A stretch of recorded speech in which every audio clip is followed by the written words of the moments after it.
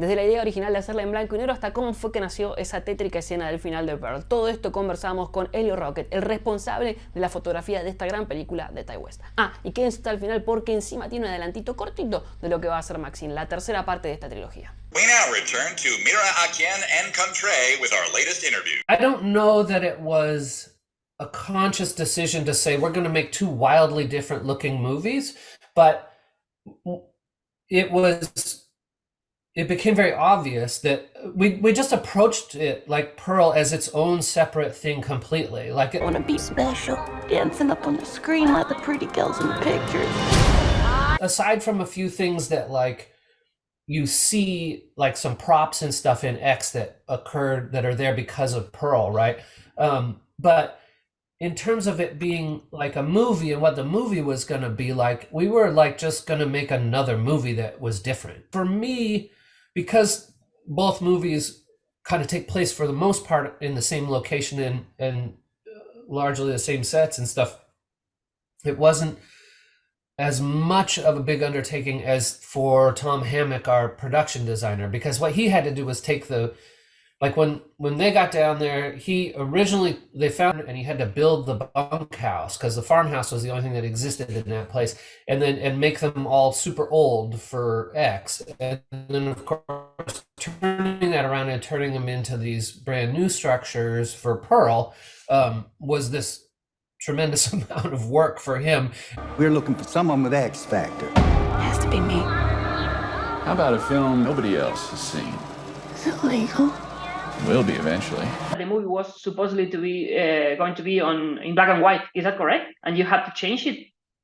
There was talk in the very beginning with Pearl about doing it in black and white, but that changed very early on, and we committed very heavily to that sort of super saturated kind of technicolor-y kind of look. The opposite way.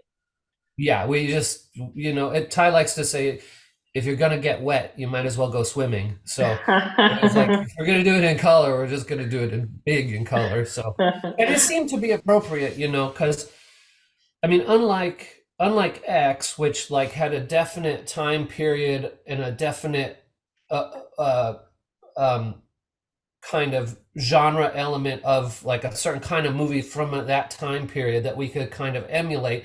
Pearl being a movie that is set theoretically in 1919, there wasn't the same sort of like, oh, let's make it look like a movie from 1990, because that was like before there was even sound in movies. So it was sort of like a decision that needed to be made that was a little bit arbitrary, like, but it seemed appropriate. Like it was to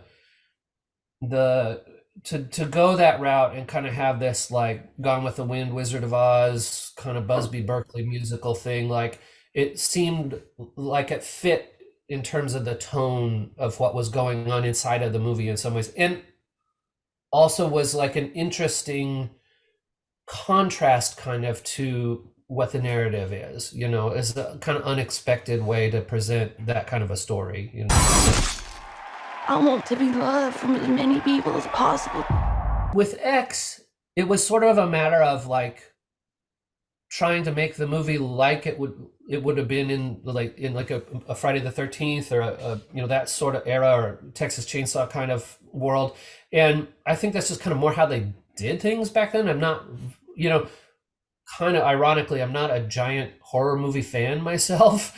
And so I kind of like a lot of the real iconic stuff like that. It's like, I just sort of have a feeling for it. I'm not like, oh my God, this, in that movie, they did this scene exactly like this and we got to do it exactly like this. It's more kind of like, it kind of felt like it was this way, and so, I mean, I think in X, there's a few things that are a little bit, they're not so much like, they're unexpected. They're maybe not jump scares per se, but like, when Pearl starts stabbing RJ, you're like, whoa, where'd that come from, or the pitchfork in the eye, it just is like, and I think also, I mean, we knew we were making a slasher movie with X, so there was a certain degree of like, okay, there's going to be this gory stuff, but like, on some level, I think both Ty and myself are more interested in kind of the portrayal of like what happens before and the suspense and what are these people going through, as opposed to just the like blah explosion of you know, guts and screams and stuff. You know, I mean, Pearl almost, like, to me at least, is like bordering on like not even being a horror movie kind of. It's like, I mean, there's these horrific elements, but it's really kind of this like psychodrama between like her and her mom, you know, and this world that she's living in her head. It's just kind of like, it's more like a persona type of, you know, type of thing. And even in X, you know, the first half of the movie is really just a movie about a group of people that are kind of having this like interpersonal kind of drama with, like, you know, RJ and his girlfriend and stuff about, like, you know, and making this movie and what does that all mean and stuff. Like, I mean, it's not a horror movie at all until people start getting killed. I think at the heart of both movies, like, the concern is sort of to try to portray the characters and the drama and what's going on emotionally and like within that world in a real honest kind of way. And it just so happens that it's in the sort of milieu of a horror movie, you know. But the horror movie part of it is definitely like, well, that's just the frame around what we're doing.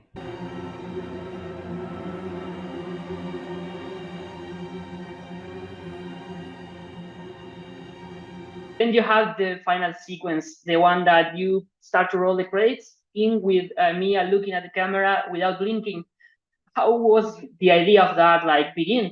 Because it's so it just happened kind of like Ty was thinking that he was going to end the movie on a freeze frame, I think. And then he just decided, like, in the moment, he decided, like, well, let's just see what happens if you just try to like stand there and hold the look, like as if it's a freeze frame, but it's not a freeze frame.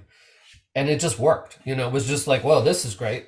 This is amazing. That's just what happened, you know? Yeah. I mean, nobody knew how that was gonna, you know what I mean? It was like, let's try this, and whoa, look how well that worked. You know, it was like, nobody was like, well, we're gonna do this and it's gonna work perfectly. It was like, it would either be that or it would be a freeze frame, you know? And it just happened to work. It's amazing.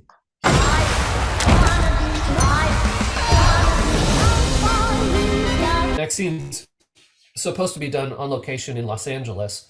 You know, I don't know. I mean, we'll probably be shooting for 5 or 6 weeks or something, I imagine. Well, we know that we have Maxine. We're assuming that she's going to like pursue this star career. If it's in LA, it's going to be like maybe in Hollywood. But what can we expect about this movie? Yeah, well, I mean, all those things I think are good guesses. You know, it takes place like whatever, about 5 years after X, and Maxine's in Hollywood.